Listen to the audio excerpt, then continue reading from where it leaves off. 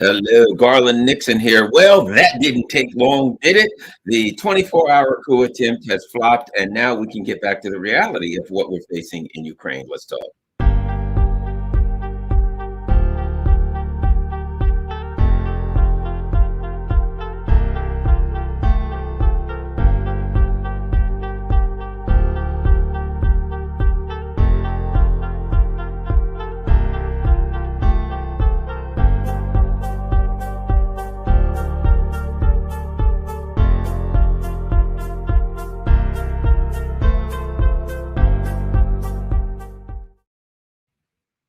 Hello, Garland here. What's this weird? I got a little bit of odd static. Everybody let me know if my voice sounds fine, if my sound is okay. Something's a little weird here.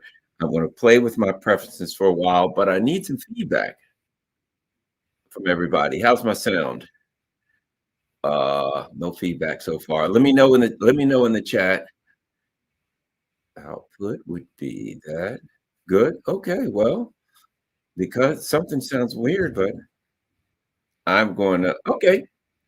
You're good. Okay. Well, sounds good to me. I guess is you guys will let me know if things go bad, but that's weird. I'm getting some weird hiss and stuff like that, but I'll check my settings because this is important stuff we're talking about here. Audio, boom, boom, boom. I don't get it. Okay. Well, I don't know. Okay, whatever the case, let's talk. Everybody says you're fine. Really late notice. Okay, good sound. All right, sounds good. Let's move on then. Let's talk about a couple of things here. We're going to start by ending up the Progozhin, this business about a coup. A couple of things. My thoughts. Number one, and as a guy who practices Zen, this is what I see this all the time. The difference between the word what the term we use. This is always the argument we have. A word is nothing but a sound, right? When I make a sound, what does that sound refer to? When I say there was a coup or wasn't a coup, what am I saying that the definition of a coup? That's all it is. There are people saying there was a coup attempt. There's other people. No, there was not a coup attempt because it didn't have a chance of working. Blah, blah, blah. Back and forth. Was there a coup attempt? And you know what I will always say the answer is depends on what you mean by the word coup. I will give you my definition, and I will tell you. Tell you what I think of. Was this a coup or wasn't? Blah blah blah. Okay. Here's the thing.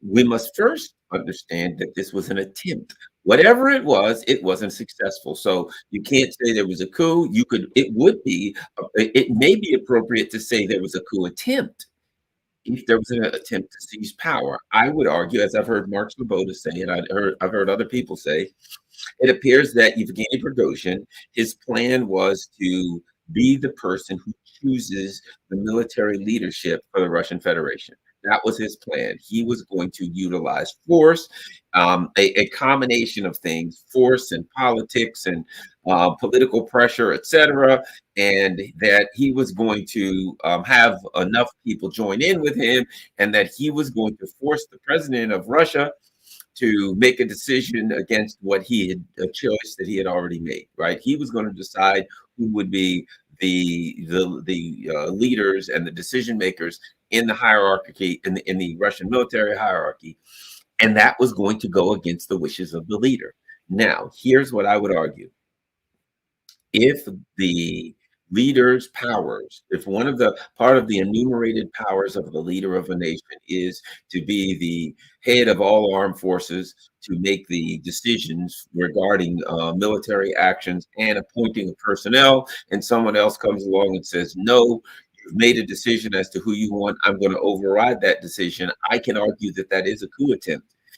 Because if the president says, I want it to be Garland, and somebody comes along and says, no, I want it to be Chicken Patty, and the president says, no, final decision, it's going to be Garland, and you say, no, it's going to be Chicken Patty, and I'm going to go get my friends and my bed, these people and other people in the military, we're all going to come down, and we're going to force you that it's going to be, if you want Chicken Patty, it's going to be Garland. If you want Garland, it's going to be Chicken Patty. When you try to force in front of the entire world during a military conflict, the leader of one of the most powerful nations on this planet, to do something that that leader has chosen that he does not want to do, I would argue you are usurping the power of that leader to a point that if they are forced into that other decision, there's a very little chance they'll be able to maintain power. So I would argue this. Number one, it was a coup attempt. It was an indirect coup attempt. It wasn't a direct coup attempt in which he said, I want to replace the leader of the country with either myself or leader of my leader of choice, but it was an indirect coup attempt. It was an end around in that he said, I want to usurp the power of the president of a particular superpower nation. If that happens, that president now doesn't have the power that they had before. And let's face it, if he says, I want to choose the leader of the military, and you do that, somebody else is going to come along and say, well, I want to choose the leader of who handles our natural resources. No, I want to choose the leader of who handles our, and on and on and on. And before you know it, he doesn't have power. So either the president has power or he doesn't. And if Prigozhin could come in and say, no, I'm going to choose this group and you can choose that other group, then Yevgeny now is exercising authoritative power over President Putin. So that wasn't going to happen. So my position is this: whatever the machinations of the event, it was a coup attempt in that a person who was not an elected or chosen official determined that it was in the best interest of the nation if they made decisions for the president and then forced the president into to accept those decisions. That's an indirect coup attempt. Also, look at it like this, and this is something that's obvious. Okay, so what do we hear on TV? There's a column of Wagner soldiers. Apparently, a lot of them were in trucks. Maybe they had some equipment, whatever the case may be, and they're heading towards Moscow. Here's the first question. The road to Moscow was 700 miles. Boy, that takes a lot of fuel. Did they have the fuel they needed? These people. Now, let me ask you this.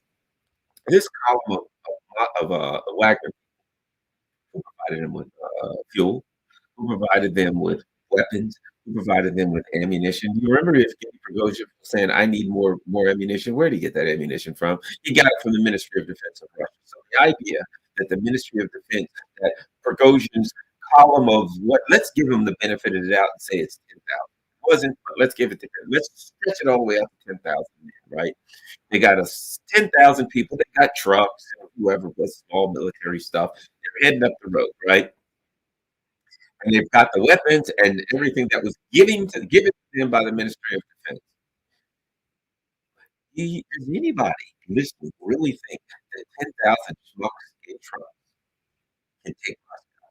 That somehow the Russian military can't muster 50,000 people on any given Thursday to defend the capital city. My understanding was they had like 30,000 already just sitting right there waiting. That somehow 10,000 Wagnerites with no air cover, with no airplane. Where are they going to get an airplane from? The airplane, if they have some airplanes, they'd have to take off from a Ministry of Defense base. What do you think? That like Wagner pilots are just going to walk up to the base? Hey, Ministry of Defense, yeah, we need to take our planes. What for? We're going to attack the Moscow. Of course, we're overthrowing the government. Can we get clearance for takeoff? No, you're not going to get clearance for takeoff. You're going to get arrested. So I'm to believe that 10,000 soldiers. Now keep in mind something. Bakhmut was attacked with like 80,000, 80 or 100,000 Ukrainians attacked Bakhmut and fought up to a standstill for like 8 months until they finally lost. 80,000 and 10,000 guys in trucks and stuff like that are going to somehow take a column and they're going to go unmolested to Moscow. And when they get there, they're going to overthrow the city. Now, what a joke. I mean, let's face it.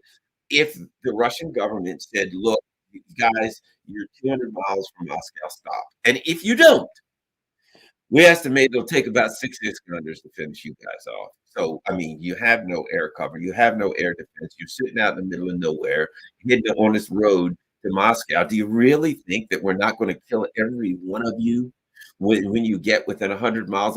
You're not even going to engage.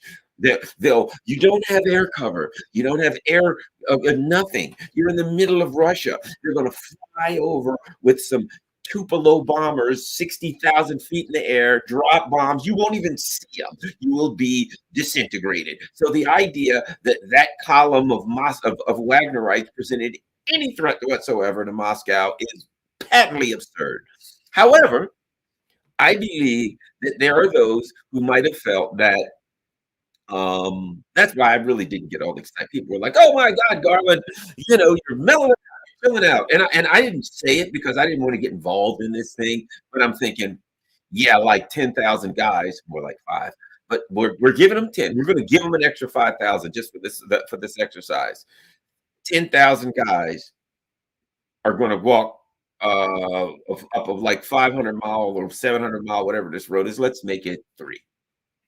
They're going to go up a 300-mile road and get to Moscow. When they get there, they're going to engage 30, 40,000 troops that are waiting for them on the outskirts of Moscow. Somehow they're going to invade the bombing of the entire Russian Air Force and enough Iskanders hitting them to kill every one of them. Somehow they're going to get through all of that. And then they're going to get to Red Square or something and like just walk up, knock on the door. Hello, yeah, Shoigu, yeah, you're out. You're putting in this guy here named Bob.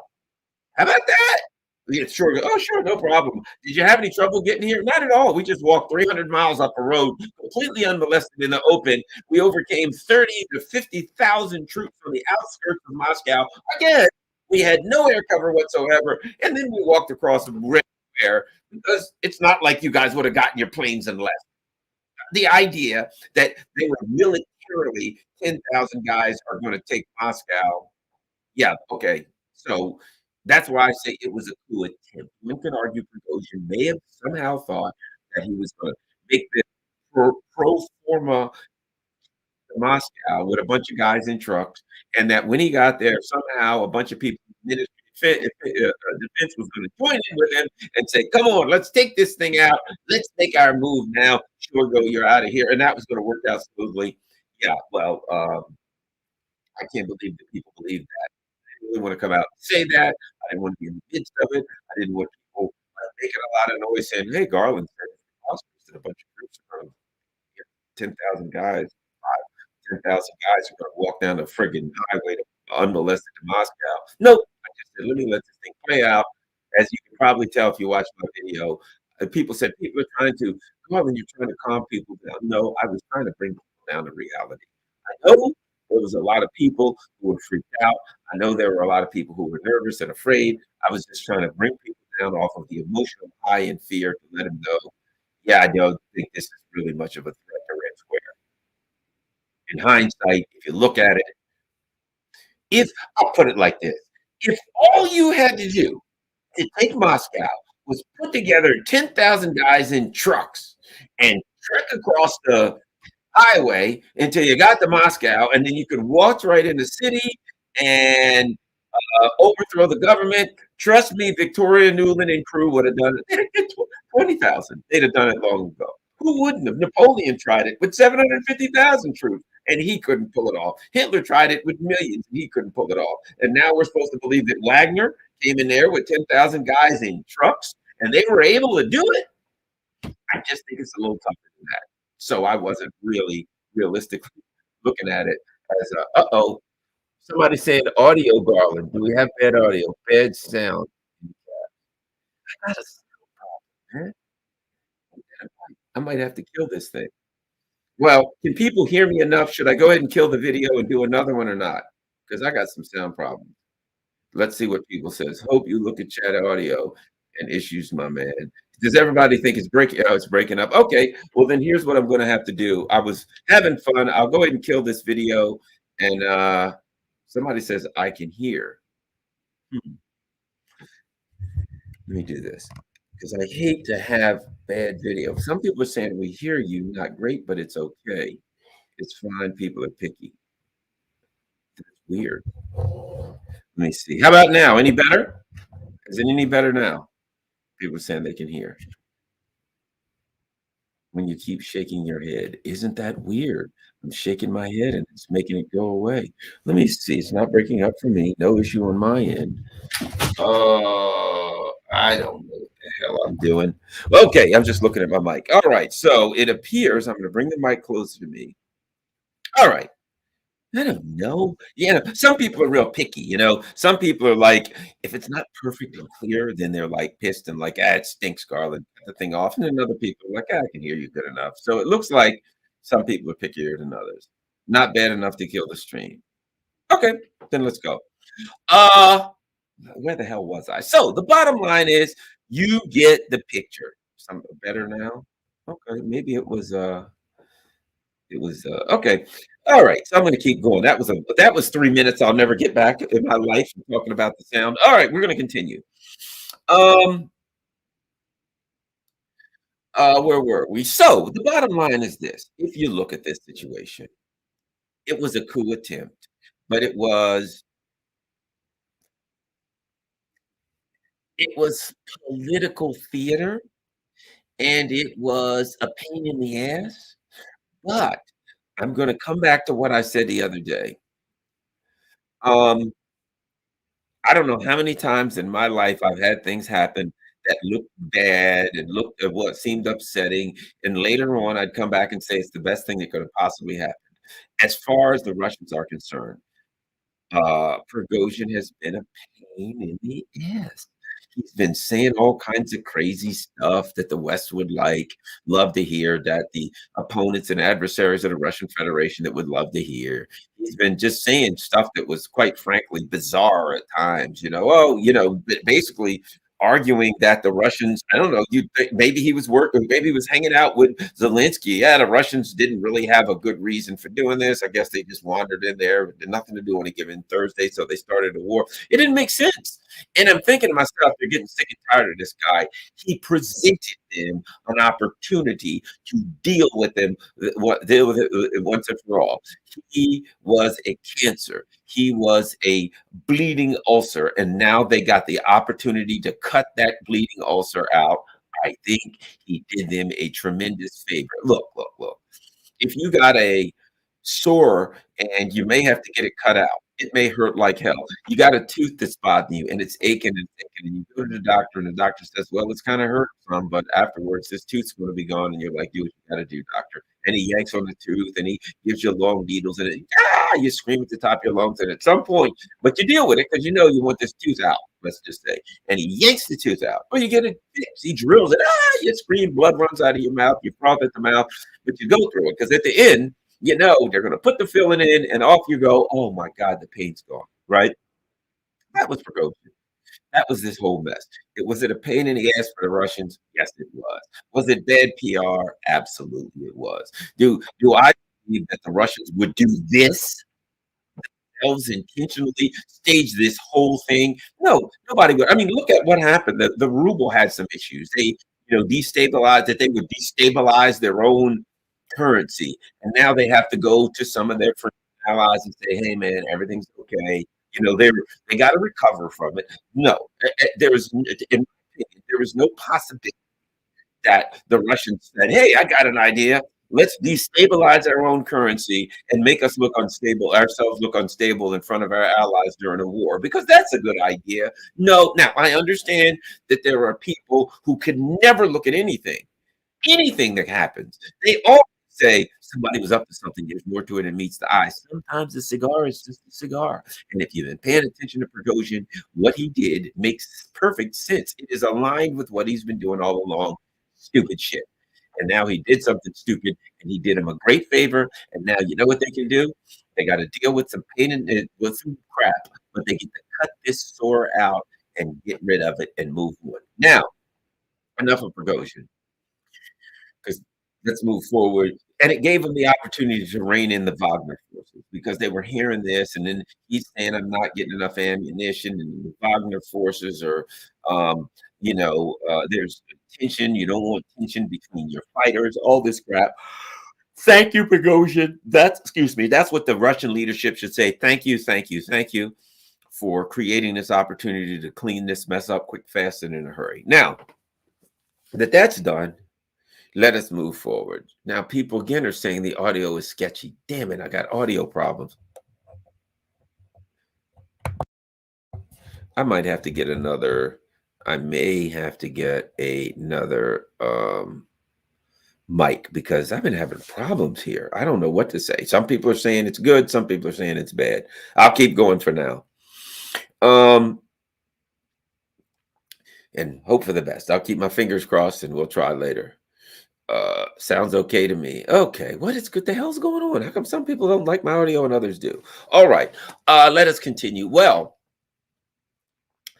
um, let's move on from Prigozhin. I think I've said all I've got to say about that. I think that he's done everybody a favor. He's out of the picture, and the Wagner forces can be integrated into the main forces for Russia. And right now, they're all sitting pretty. Right now, anyway, they're sitting pretty. You know what I mean? They're absorbing a so-called counteroffensive, which is really just an offensive fairly uneventfully. If you attack with tens of thousands of soldiers in a bunch of different spots, are you going to push ahead in a town here and there? Yeah, but you're going to take some hellified casualties, which is the plan. Remember, the Russians' plan is not to hold ground. It is to inflict casualties. They'll give you a town, you can go in that town, and then they'll bomb the little living crap out of you in that town for a while. So the bottom line is, somebody said, you start to move your head back and forth. Look at the video after it ends and watch something. I don't know.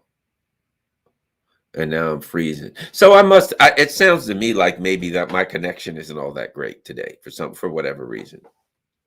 But we're going to keep going and hopefully it works. So bottom line is, let's move on from that and let's go on to the second part, neocons facing comprehensive defeat. Let me ask you this. When you see something, let's say there's a fight between two people, at what point do you declare it's over? At what point do you declare it's a winner? I remember seeing a fight, I guess you could call it that, wasn't a real long one. And I knew one of the persons in well, and I knew that person was very well trained, and that unless the other person who was trying to fight him was very well trained, they had made a really, really bad mistake in picking the individual that they did to assault. And so here's my point. When did I declare that fight over?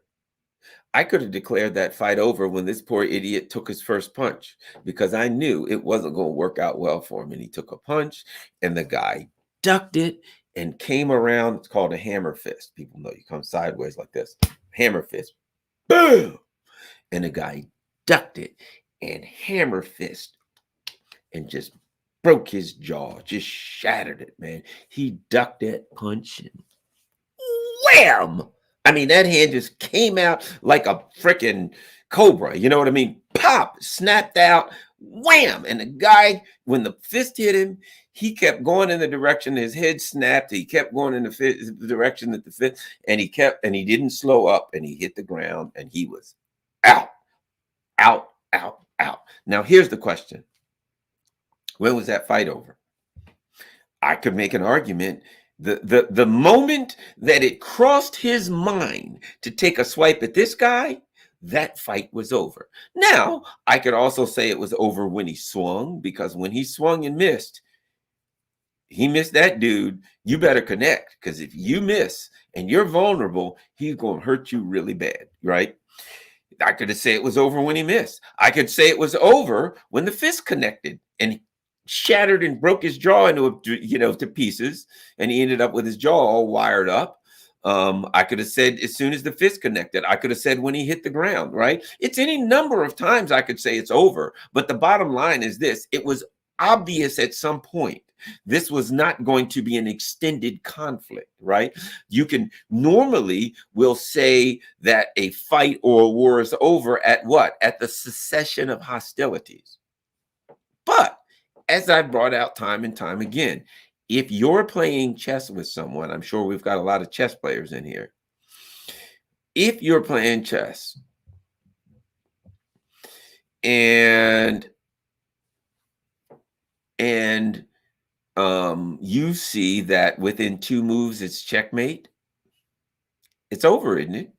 Now, you can continue to make those moves if you want to, just for performance. For performance, you could have said, I'm going to continue to do this just to finish the game." But the truth of the matter is, when both look and you say, "3 moves, dude, that's all you got. You can go here, but if you go here, I'm going to do that. You can go here. If you go there, I'm going to do that. You can go here, but if you go there, I'm going to do that." Either way, you're done. It's checkmate.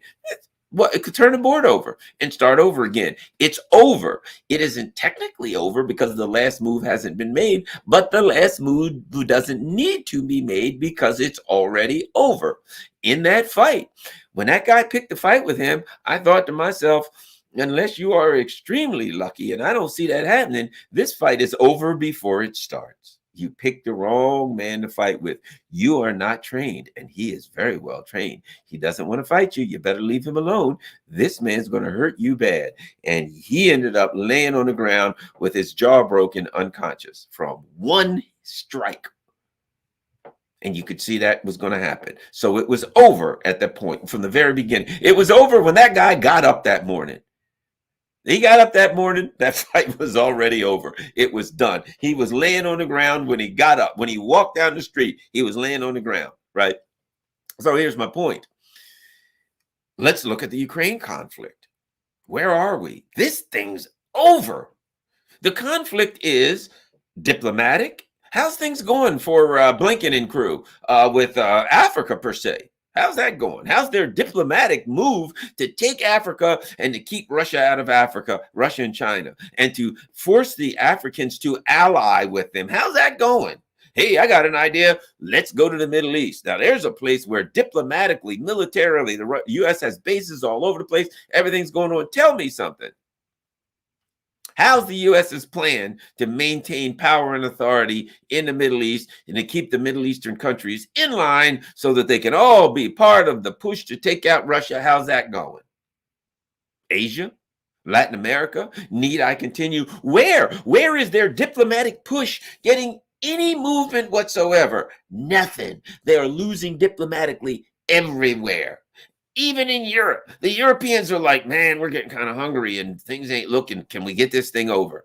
Economically, how's that working out? Remember this? Hey, we're going to sanction the Russians and, we'll sanction the Russians and they'll just fall apart. Their economy will fall apart. We'll come in and we'll pick up the mess, right? Ain't working out so good. The Russian economy is buzzing along. It's expanding. I don't know if you've been paying any attention to things in the UK and Germany. Not so good. Not so good at all. They're in collapse. They're in free fall. And oh, by the way, Germany is being dismantled by the US empire. And you know what the leadership of Germany is doing? They are assisting the U.S. empire in dismantling their own country. And guess what's happening politically? The AfD is rising. And the allies of the United States politically throughout Europe are going down. They're going down, down, down, down, down. So politically, how's things working out for the neocon plan to take Russia out and to go around the world and diplomatically force people into not so well? Economically, is Russia falling? No, Russia is actually, their economy is going to expand and the U.S. and its allies are crashing. Militarily, hey, there's an idea. Let's evaluate militarily. What's going on? So bottom line is, do we see a avenue? Do we see a way that somehow the Russians are going to crash diplomatically? Their coalition is going to fall apart. The countries are going to stop supporting them economically. Do we see any avenue for that to happen? No, we don't. Diplomatically, no. Economically, so diplomatically, the Russians have won. They got Africa completely on their side. Middle East completely on their side. Latin America, totally. Caribbean, Russia. Asia, the U.S. has South America. The U.S. has, the U.S. has South Korea. I think Singapore, oh, big military there. They got Japan. And bottom line is they got their vassals and nothing else in Asia. The rest of Asia is siding with China. They're struggling to try to build a coalition. You know, they got their vassals and nothing else. That's all they got, their vassals, and they're beating the hell out of their vassals, making them suffer like all bloody hell. So from the info war, are the neocons? They hey, that's their expertise. Are they even winning the info war? Let's go home. What's happening? More and more political figures at home are starting to beat the hell out of Biden and the neocons, saying, "What are you doing here?" They're running. What's happening? They've screwed things up so bad, and I believe the biggest part of it is Ukraine. That now RFK's running, saying, "Hey, we got to get these people are knuckleheads. We got to do something about these people. They're out of their friggin' minds." We got Cornel West, highly respected guy. I never met him before. Very nice. Let me tell you something about Cornel West. He's a very nice person, very kind person, a very good person. How can you know Cornel West or to really talk to that guy and not like him? He's a very nice and likable person. He's a spiritual person who his whole background in political is about loving people, looking out for the less fortunate, things of that nature. Whether you agree with him or not ideologically or politically, you got to say he's a very kind person. But at any rate, he's beating the hell out of Biden from the left. Meanwhile, Trump's over here saying, "I'm the peace president. We got to stop all this Ukraine stuff." Now, when it comes to some other areas of Ukraine, like he wants to go after all of the socialist countries. He's an ideologue in that. And he's, China, I'm not so sure about. But apparently he doesn't want war with China. But Trump's got some holes in his swing. But when it comes to Ukraine, he's saying, we got to get out of there. These people have lost their minds. And the CIA and the FBI is a problem. So back at home, the neocons are really in a corner where they have some political adversaries, some very powerful political adversaries in an RFK Jr., in a Trump, in a even a Cornel West. Some very, very powerful political adversaries. They got problems at home. There's no guarantee that they're going to win. And right now, when it comes to 2024, it kind of looks like they're setting up to lose. I don't see how they win. So bottom line is this. Here's my point.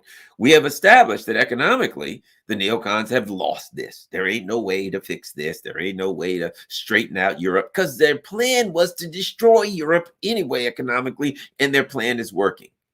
So they kind of win, but even when they win, they lose because what they're doing is they're pissing the Europeans off to the point where they're going to hate their guts, and the next generation of politicians in Europe will be more the anti-Atlanticist, will be more the anti-NATO. That you're going to see more of. You're going to see that growing. They've created the environment where the anti-neocon stuff and anti-Atlanticist, U.S. stuff is going to grow. And even politically at home, they got problems. So politically, man, they've lost this thing. Diplomatically, they've lost the entire world to saying, "Screw you, I hate you, you colonialist bastards." So economically, politically, and diplomatically, they're lost. Now, then all we got to do is to top that off is go to militarily. And what do we see? What do we see militarily? Militarily, we see that the latest plan that they had was to set up some a number of Ukrainian troops with war material and really just a modicum of training. I mean, the truth of the matter is what they're calling training is sad and pathetic. Training is relative depending upon who your opponent is. Realistically, training in and of itself is only relative in that it depends on what you're training for, right? So let's just say you got some guy who's hopelessly out of shape. He's got a bad knees, a bad back. He can't jog 100 feet, and you start training him to run the Boston Marathon, right? And you train him. You got some guy like me. I ran track, but it was I didn't run distances. I couldn't run distances, right? Not a distance kind of guy. Some people are. My best friend, he ran. We both ran. We did different things, but he could do distances. I couldn't. Everybody's built differently. But Training is only relative. If you could train. Let's say I've never run distances, and you train me to run the Boston Marathon. I still ain't going to have much luck. So if I'm training, let's say I'm training you, right? You go online, even right now, go online, Mike Tyson, right? Go watch some of his training videos. He's still a monster. He's in his 50s, I think. This guy's still a friggin' monster.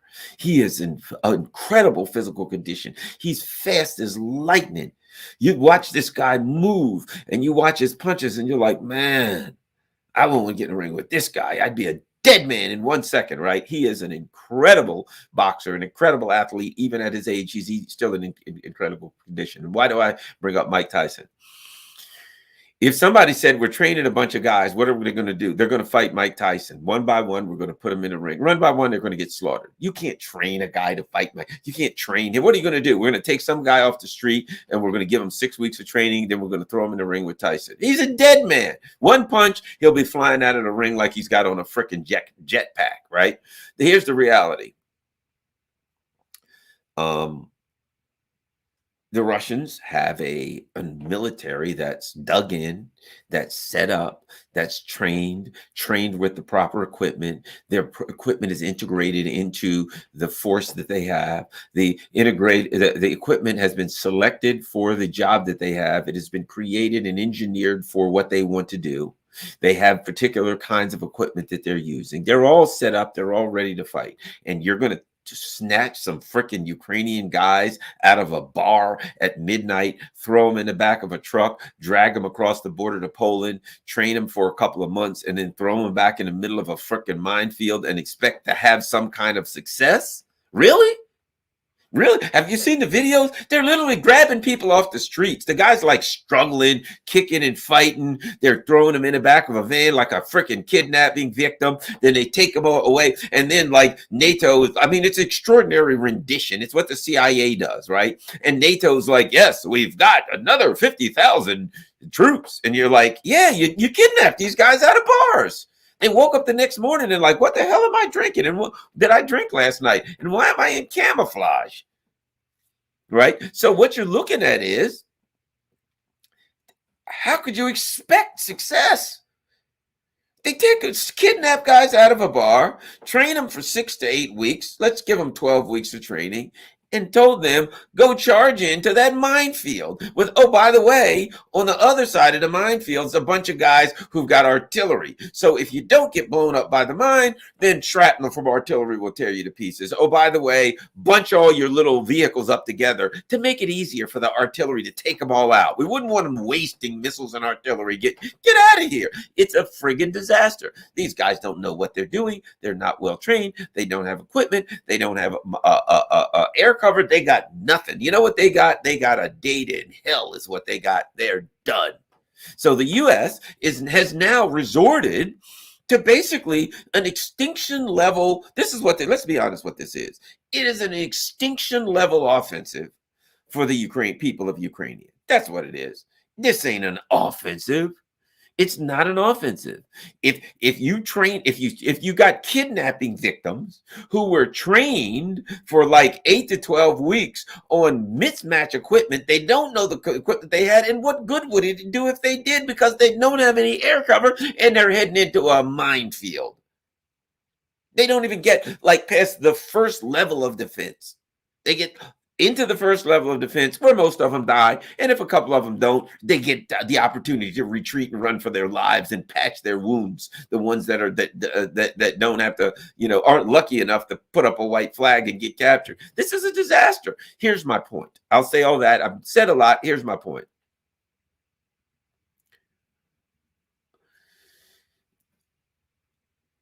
This war's over. It's over. It is now. What they're doing now is they're doing the things to clean it up. But if in fact any 2 moves will get you in checkmate, turn the board over. Give the guy all of his chess pieces back, take your chess pieces back, reset the board, start another game, or walk away. Who knows? The guy beat you. Maybe you just can't beat this guy playing chess. Find somebody else. Practice. Do something else. This game's over. That's the truth of chess. But everybody's looking, and you look at the board, and you're like, man, 3 moves, and I'm checkmated. And your adversary says, actually 2. And you're like, crap, I wasn't counting the actual move when you checkmate me. You're right, this game's over. Turn it over. Here's your pieces back. Let's start. When it gets to the point where you have a bunch of kidnapping victims in Ukrainian uniforms who are charging into a minefield, this ain't a war anymore. Now, don't get me wrong. I'm not saying that there's no possibility that the Ukrainians may mount something. I don't know. Could they have some success in a given place? Could they take a town, Liman or whatever the hell, a clump of farms? Could they take? Yes. I'm not saying they got hundreds of thousands of people in Ukraine in the military uniforms. I'm not saying that some of them might not somehow have some luck in taking something out and getting something that looks like a Pyrrhic victory. I'm just saying, as war being an extension of politics by other means, right? A war being there's things you want to accomplish. Now, you can argue whether the Russians can accomplish what the objectives of the special military operation. They given us a clear indication of what those were from the beginning. They gave NATO a clear indication of what they were looking for from the very beginning. Certainly, you can argue about whether or not they will be able to accomplish those, whether ever accomplish those, whatever the case may be, right?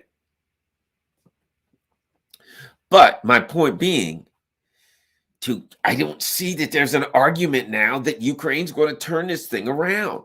They're going in, and see, they're going into the NATO meeting in Vilnius in July, right? Into this NATO summit.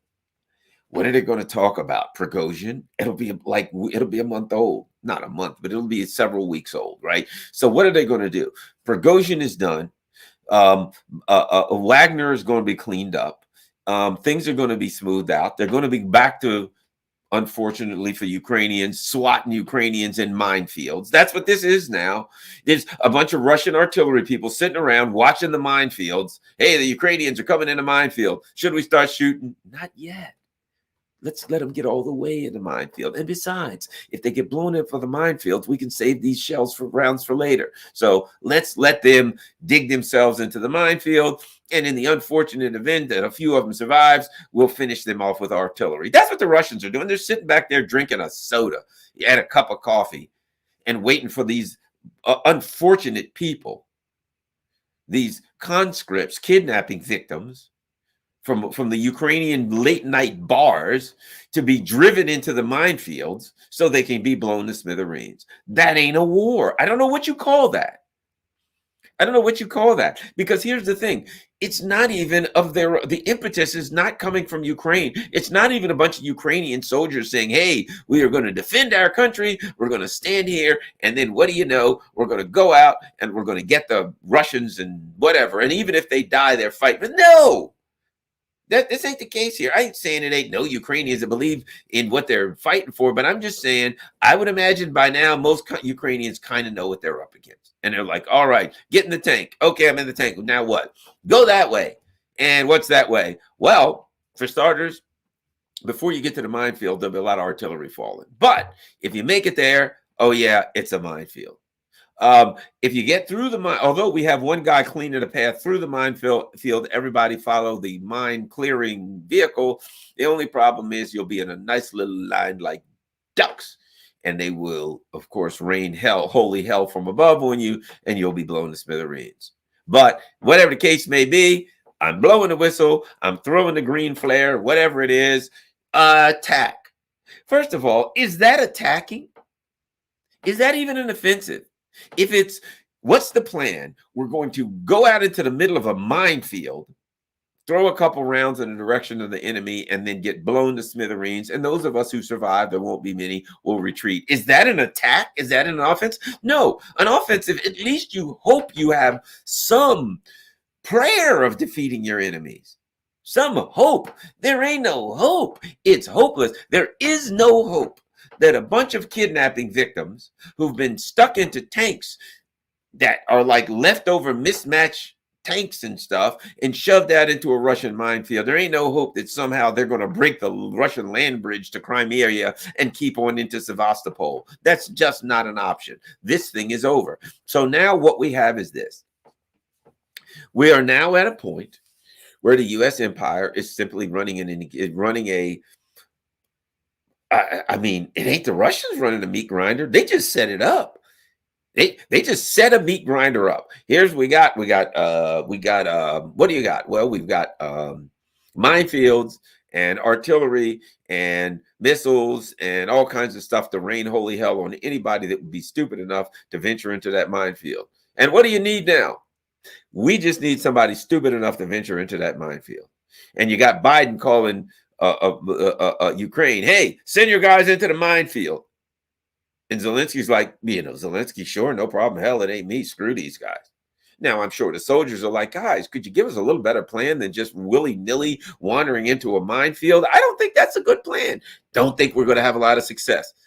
And the U.S. empire is like, you're not there to have success. You know what you're going to get? You're going to get torn to shreds by artillery. You're going to get blown to hell. You're going to get killed. And you know what? We don't really care. That's your job. That's kind of the definition of a proxy army, is to get blown to smithereens and killed. That's your job. That's what you got to do. There's the minefield. Get the getting. And Zelensky's like, sure, okay. But here's the problem they got.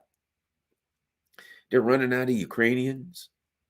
Now they said there's going to be a full mobilization. What are they going to do now? Take the old widows and orphans now? What are they going to have, kids like with a pacifier in their mouth, 4 years old now, throwing them into the minefields? Great grandmothers on like they won't even need a tank. They'll have like those electric scooters, a camouflaged electric scooter. There you go. There's a minefield. But I'll be blown up. I'm 87 years. Shut up. We're going to shoot you in the back if you don't charge, attack the enemy. That's where we are right now. That's where Biden and the neocons are. And that's how treacherous they are. They don't care. That's their plan. There's still Ukrainians left to die. And that's their plan. And now they're going to go into July. But now there are people saying, well, yeah, but of course, next come the Poles and the Romanians. In theory. But you got to have tanks and you got to have planes. If you're going to send them in there, what are these guys? These guys going to go in with shorts? They've given up everything but their underwear. The truth of the matter is this. If the neocons want to attack Russia, I don't even think they got the, they don't have the will, because most of Europe does not want any parts of that. And number one, they've been demilitarized. They've thrown all of their stuff into the meat grinder. The Russians set up a meat grinder and sat there and said, it's a meat grinder, got to have meat. And while you're at it, throw in your war material, all of your tanks and all of these Caesars and howitzers, and they just kept throwing it in there, and the Russians kept blowing it up, and now their stuff has been severely depleted. And now you're going to sharpen the Russian army up for a year and a half. You're going to make sure that they well understand how to use drones and all these other things that they're just learning how to use, that they get really good, really sharp with them. And then you're going to fight them. And oh, by the way, you're out of stuff. You're out of gear. You don't have enough. Germany has said, we do not have the war material we need to defend our country right now. What do they got? 25,000 soldiers maybe they can put together for the UK. They don't have as many soldiers in the UK as New York City has police officers. How about that? They got more. They could send the New York City Police Department, and they would be more effective than at least they'd have a hell of a lot more people than does the UK military. So the idea that now somehow they're going to just attack the Russians now that they've been defeated by the Russians, they put their most powerful proxy army together, went up against the Russians, they got crushed, and now all they got is, hey, the information war, something Progozhin. That'll last a couple days. You know what I mean? Maybe weeks. Maybe they can milk this Progozhin thing out in the news until the NATO summit in Vilnius, and then they can say, hey, there's a NATO summit. What are we going to do, guys? How's the things going diplomatically? Oh, Africans, Middle East, everybody hates us. Okay, militarily, we're all broke. Russia's got money. Oh, okay. How's it going? Let's see. Economically, ain't going so good. I hate to try this, but what about militarily? Yeah, we're just throwing guys in the minefield. Well, what area are we winning? The information war. Information war ain't what it used to be. You know. How about politically at home? RFK Jr., Trump, and Cornel West, they're all kind of putting us down. What is the plan for the NATO meeting? You know, all they got is one thing. All they can do is go to the NATO meeting, and then they can all say, we're winning. The Russians are losing. Putin's out of missiles. They're fighting with shovels, and they're running out of missiles. Did we say that? And they're fighting out of shovels. Did we say that? Oh, by the way, what few missiles they have, they got washing machine chips in them. That's all they can do. They can go there with the same rhetoric, but the problem they have is there are going to be some people in the group saying, hey, guys, let's stop bullshitting each other. This thing has gone sour, and we need to do something, and we need to bring our feet back down to earth. Right now, they're living in the clouds. They're living in a bullcrap neocon. As it's been said, psychotics build castles in the sky, neurotics live in them. Right? These people have built this crazy narrative about the Russians losing and fighting with shovels and being untrained and blah, blah, blah, blah, blah. And now they live in that. The problem is there's no ceiling or no floor there, buddy. You got nothing. You have a narrative, and you're going to go to NATO and you're going to have nothing but a narrative. You won't be able to back it up.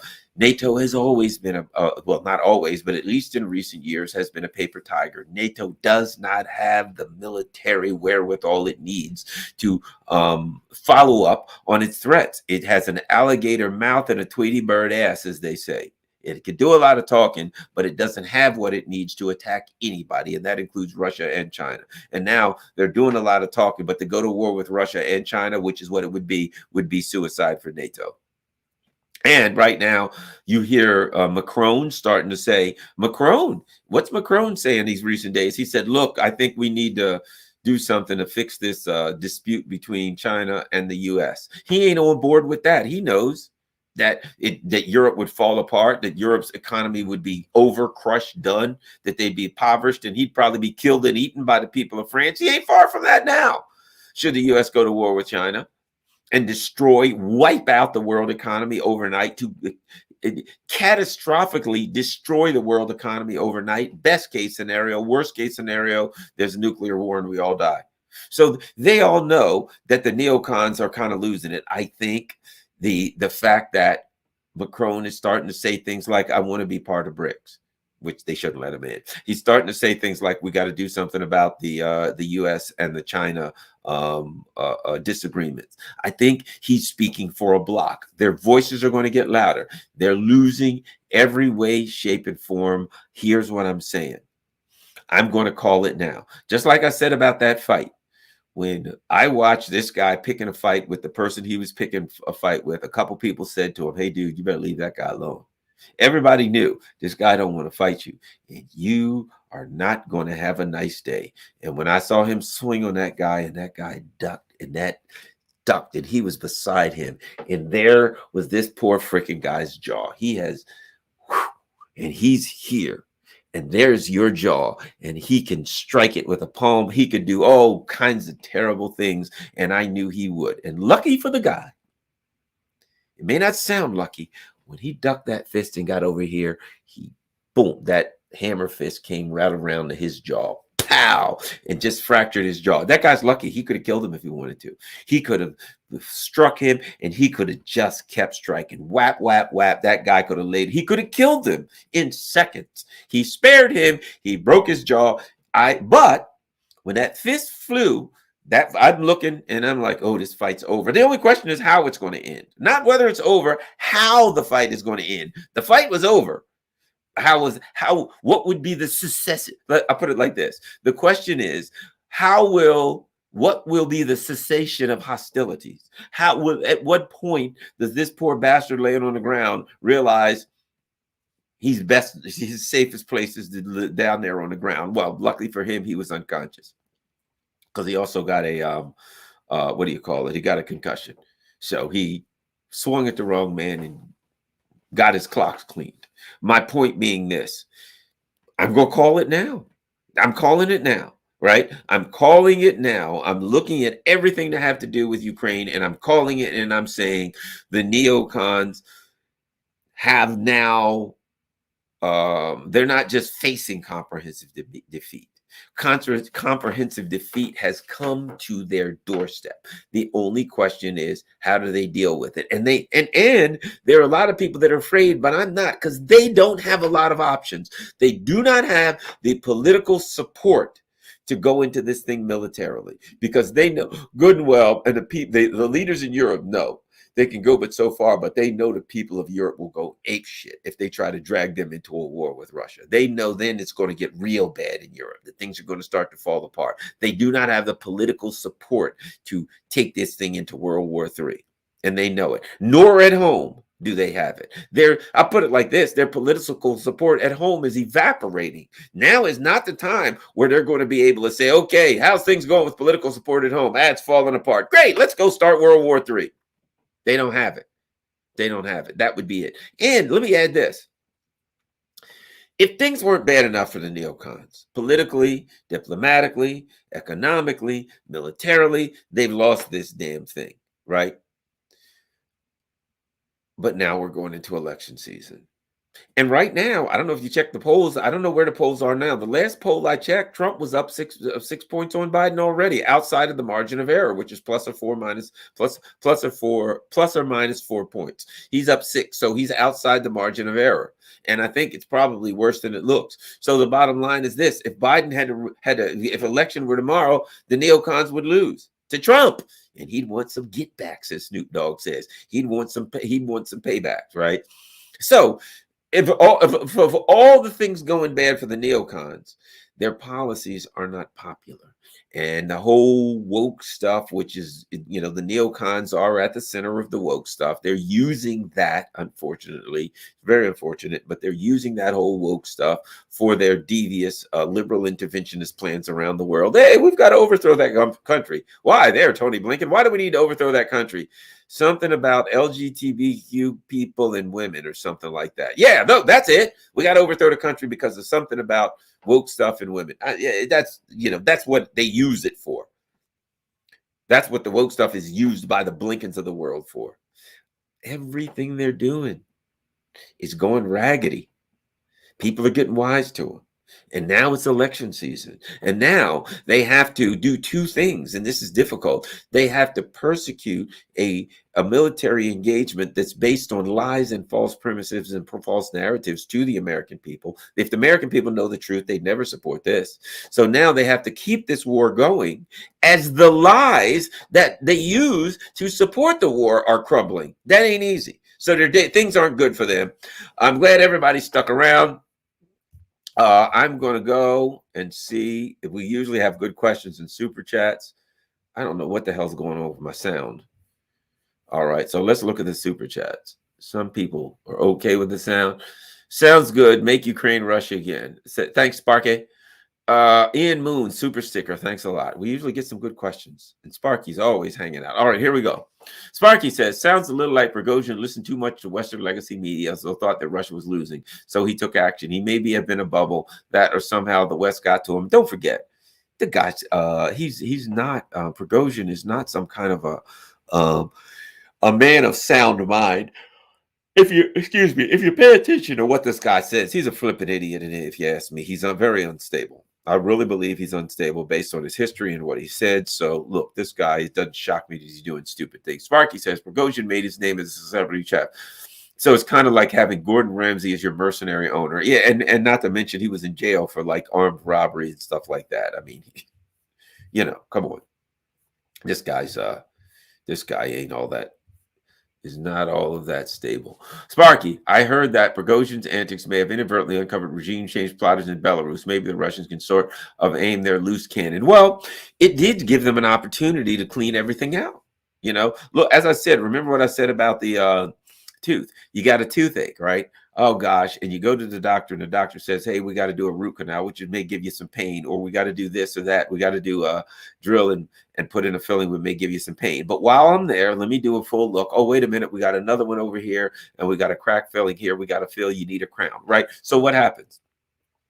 Because you look at that one bad tooth, you look at all your teeth. So you're right, Sparky's right, in that it gives the FSB the opportunity to look at any collaborators and potential collaborators and clean it out. Very good point, Sparky, very good point.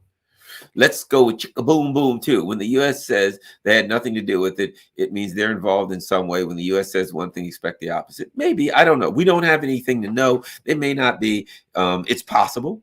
And it's also possible they may not be at all. So we don't know yet. I'm not going to jump the gun and say just because the U.S. said that they're not in it means that they are, because they said they are means that they're not. You never know. They will say they're.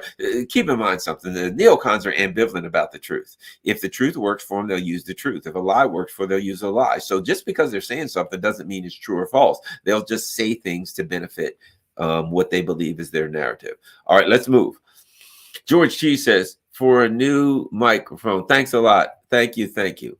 Yeah, this is weird stuff. I don't know what's going on with my microphone, but it seems like it's doing okay. This person said sound is great now. Okay, what I'm going to do from now on, and this could be it, I'm going to take my microphone and I'm going to move it closer to me. It could be that I had the microphone a ways back and maybe it was turned a little bit, and that could be it. It could be that the microphone wasn't set. And also, I'll check my settings on the back. All right, let's keep going. Oh, we got some more, and I'm sure we got some good questions. Say, Salty Texas Trucker says, I love your martial combat analogies. I love me a good dust up. Oh, thank you, thank you, thank you. Yeah, and again, it just goes to show, never start a fight.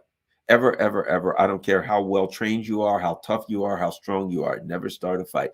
Because I know some people. My instructor, Vimy, 6th degree black belt, Shotokan, White Crane Kung Fu, you name it, right? This guy, skinny, 6 foot, he's about 65, 66 years old now. He's maybe 160 pounds, 165 pounds, about 6 foot, very skinny guy, will kill you dead in about a second.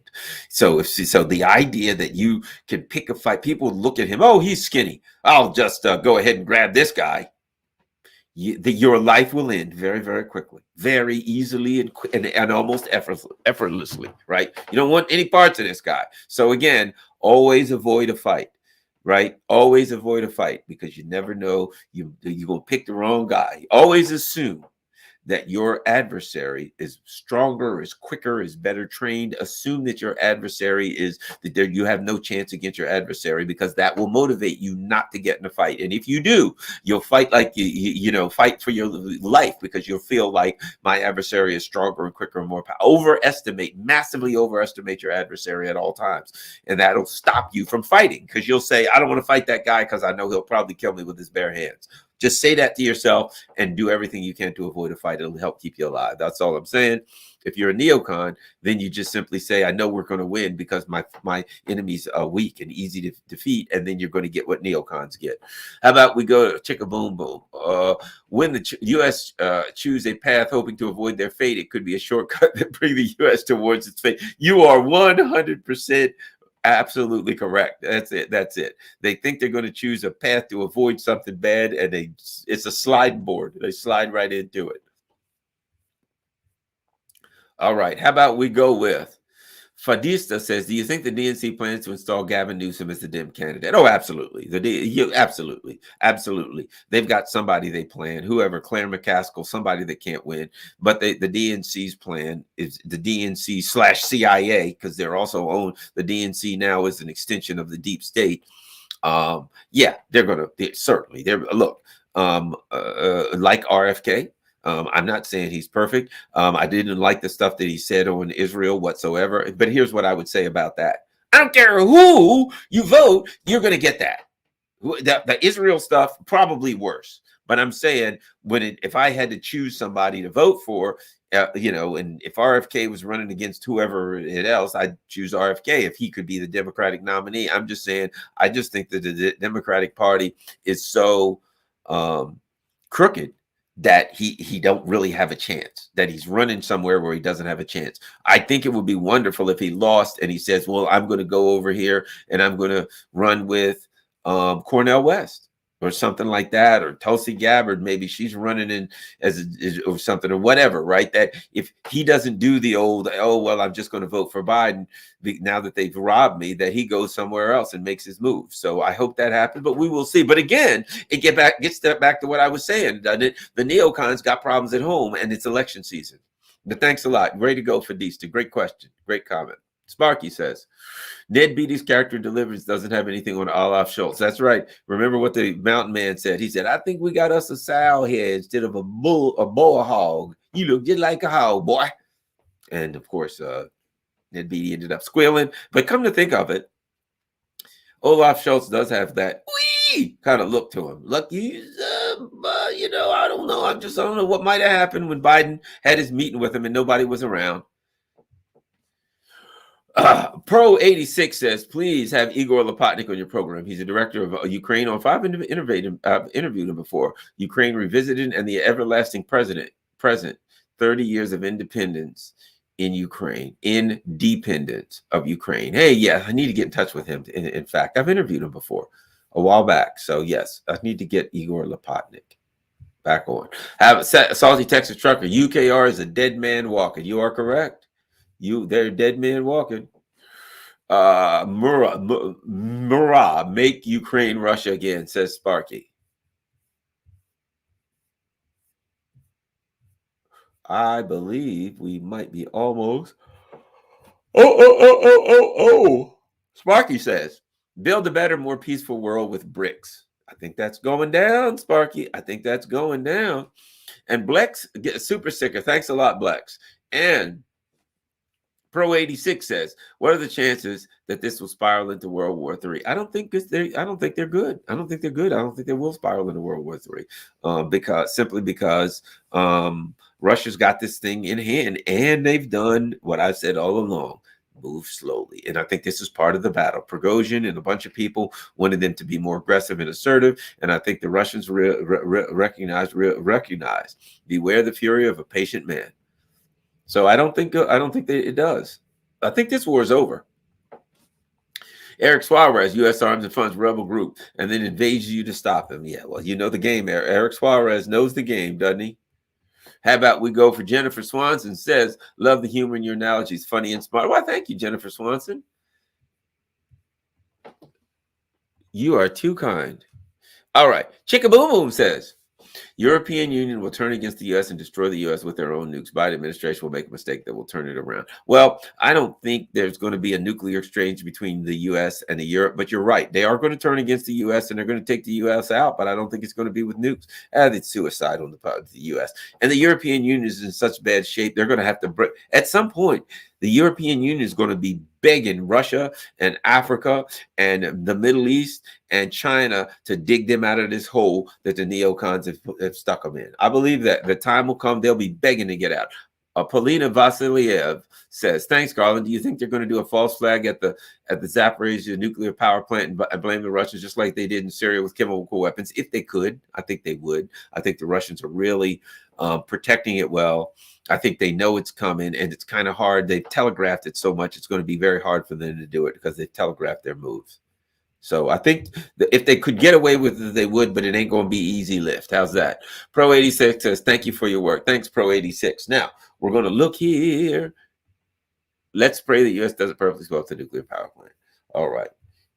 Okay. Jim Garrison says, nailed it, Garland. Thank you, Jim Garrison. Wow. Well, thanks a lot, everybody. Wow, we got 1,100 people. I will say this, please. We need 1,100 likes on this. So smash that like button. I think the sound is okay. I think now what happened was, I got a different microphone. And with these microphones on the back, you can adjust the pattern. And I think it's a matter of the pattern adjustment, number one. I also think it's a matter of this microphone has to be facing me, right in front of me, facing me. And I don't think just a matter of me getting used to a new microphone. That's all it is. So we'll everybody, does the sound good now? We good with the sound? Some people said it was going in and out. And you know, the key was when people said, when you turn your head, which tells me this microphone is set just for like right in front of it. And when I turned my head and it went in a different direction, it wasn't as clear. So I think we together, you and I together, we have worked to, I think, find out the problem with the microphone, and I think we're just about there. All right. Yeah, that's what it is. You sound fine now. I moved the mic. I brought the mic up. Anybody want to see my mic? Let me show you the mic. Let me see. That's the mic. There we go. That's the mic. And everybody's going to be like, hey, the mic's crapped out now. I don't know what you did now, but Garland, but it's gone. No, but anyway, all jokes aside, yeah, that's all it is. I've adjusted my mic. Thank you for helping me, everyone.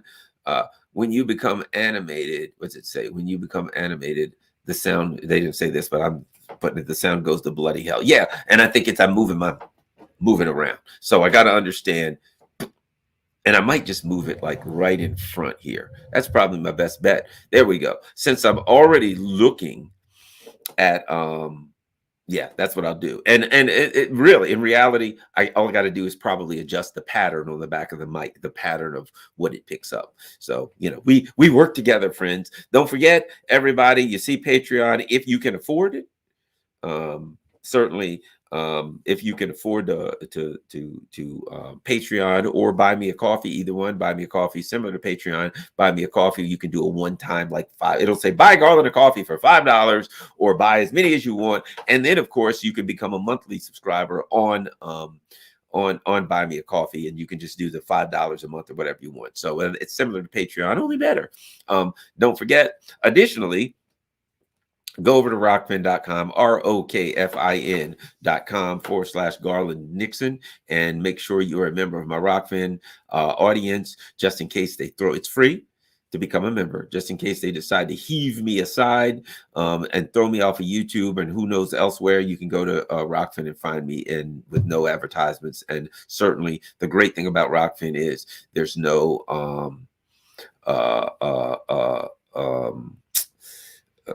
what's the term I'm looking for? Censorship. There's no censorship. So that's what you want to do. Go to Rockfin. And if you can afford it, you can become a subscriber at Rockfin. It's like $14.99 a month to become a subscriber, or a year is they give you a couple months and it drops down to free, and it drops down to 12. So if you can afford to become a subscriber on Rockfin, that would be highly appreciated. If you can't, just become a member. It doesn't cost a dime. All right. Thanks a lot, everybody. Have a wonderful evening. Had a lot of fun. Sorry about the mic, but we learn together. We learn. That's what we do. We learn together, and now we have our mic just about where we want it. All right. Thanks a lot, everybody.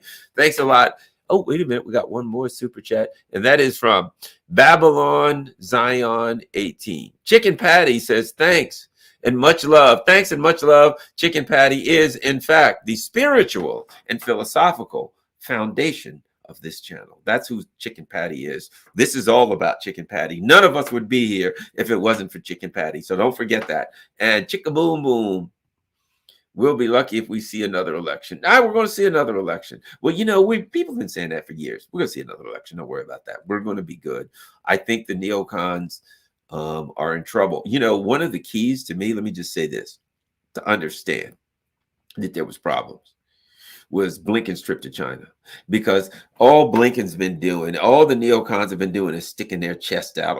We're tough. We are the strongest. We can take, China's got to do what we have to say. Russia's got to do what we have to say. And Blinken went to China and he was like, guys, you think we could, hope I went out of line with some of the stuff. Perhaps we could kind of work things out. And what I have heard, let me just throw this in there as an added bonus, guys. What I have heard is that it had a lot to do with money, that the Chinese are dumping dollars, dumping treasury bills, dumping everything. And the U.S. is looking at possible, very significant, rather likely some very significant economic problems. In 2008, they only got out it because they were able to sell treasury bills, and the Chinese bought like $1 trillion worth or whatever and bought them out of it. And that in the event that we get another crash, and the U.S. starts selling these things to, get them to buy their way out of it, that the Chinese and a whole lot of other people are going to say, we ain't interested this time. And we won't be able to fix it. We won't be able to buy our way out of it. I have heard that has something to do with Blinken going to China, kind of bending his knee a little bit, and then of course coming home doing the same old crap, because let's face it, he's an incompetent boob, just like his deranged and demented boss. So at any rate, yeah, I think the key is seeing the some level of humility towards China. That tells you something's going on in neocon land. That tells you that they're scared. That tells you that they're damaged. They wouldn't do that unless they had no other option. Right now, they're getting a lot of heat. I think they're probably getting heat from inside, from military intelligence. Somebody is giving them a lot of heat, saying, "Good God, you guys are screwing everything up. This Russia war is a disaster. This China, what the hell's going on with this thing?" I think their heat is getting heavy. And the heat could be coming from in the empire. You could have the Europeans putting the pressure on the inside, saying, "What the hell are you doing with China here? What are you doing here? You're asking us to support you with Ukraine, and you're screwing us when it comes to China." I think the word may be coming down, man. People are going to start walking away soon, Blinken. You're about to lose your coalition. Your coalition of the willing is going to be the coalition of the walking. They're out. They're going to vote with their feet. Neocons got problems. Blinken would not went to China and bended his knee a little bit and showed some humility unless he had no choice, unless he was in trouble. And they have lost this war, and which is what they do. All right. Thanks a lot, everybody. Peace. I'm out.